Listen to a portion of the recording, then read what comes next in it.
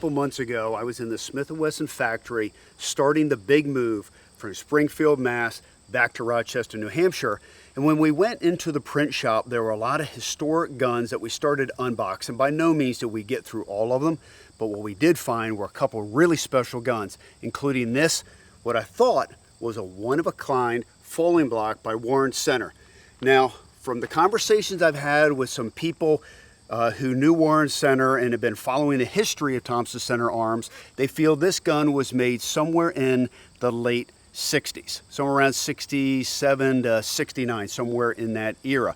Now, anybody who's familiar with falling blocks realizes this helped really pioneer the modern sporting rifle, which became the bolt action rifle, which now is probably the premier gun marketed in the industry today.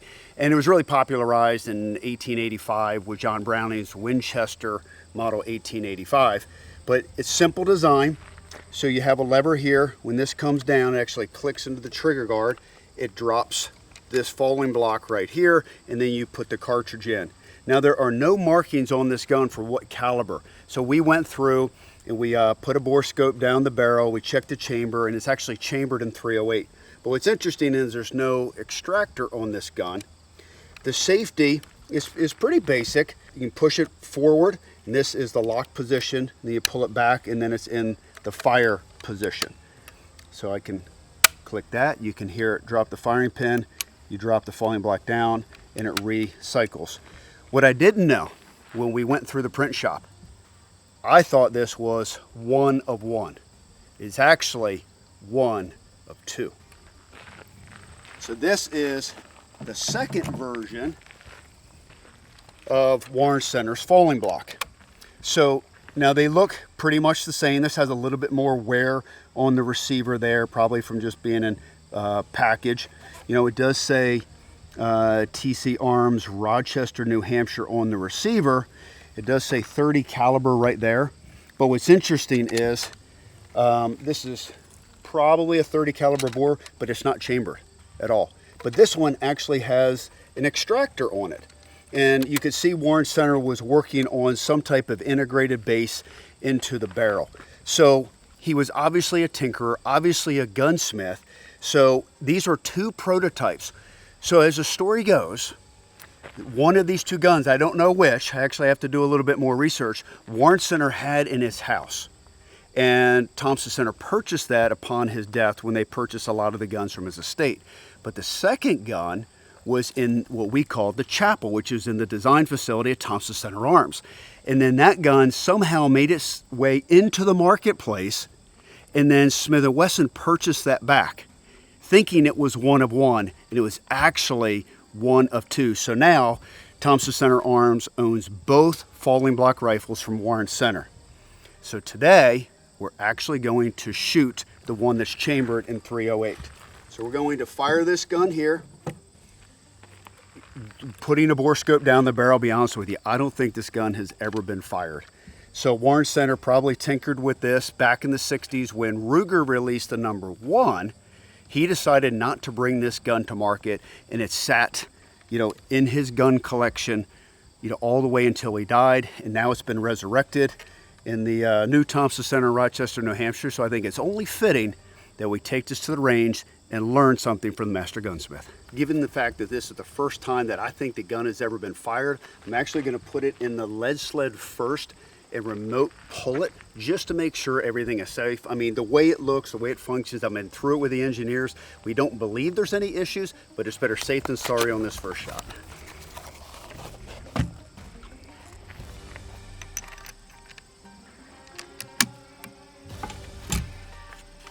Good.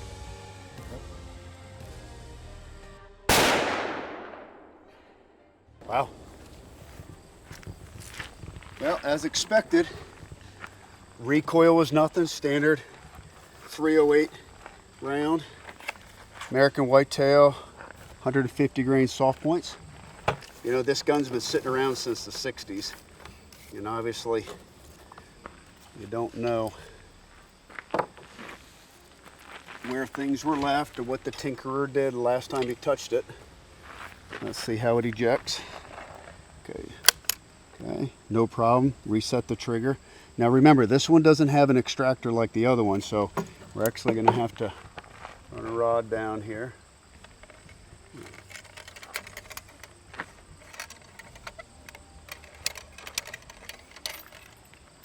There we go. The first shot ever fired that I'm aware of at a Warren Center's falling block. Well, you know, now that we've shot one, we're going to have to shoot it offhand. Have to. All right, shot number 2. Now that we know the gun is safe. So what's interesting is the safety, the way Warren designed it, is in the rear. You push it forward to put it on safe, which seems a little intuitive, because I would normally think if you would throw the gun up, you would push forward. But I guess in his mind, it's safer because you have a little bit of a tab here that you would get ready to fire, pull back, then reach up and fire it. So that back on safe.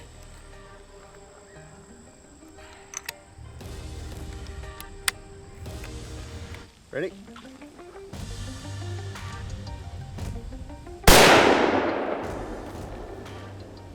Boy, that felt good. That really did. Open this up.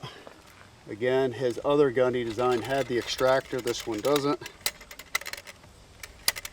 So if you think back to the late 1960s, Warren Center had brought out the Contender pistol by then that he had designed in 65, released in 67. So that was an interchangeable single shot handgun. So for Warren Center to jump right from there to do a falling block rifle was a big departure in gun design, but obviously being a historic gun guy, right, understanding gun designs that go back to the 1800s, he wanted to replicate something along John Browning's design, simple, elegant, and obviously still in this single shot platform, and he came up with the falling block rifle.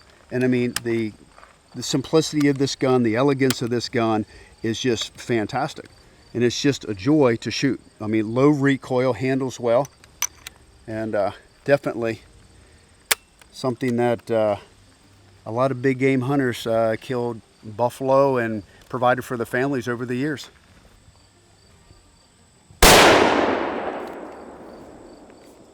What a nice light-handed gun.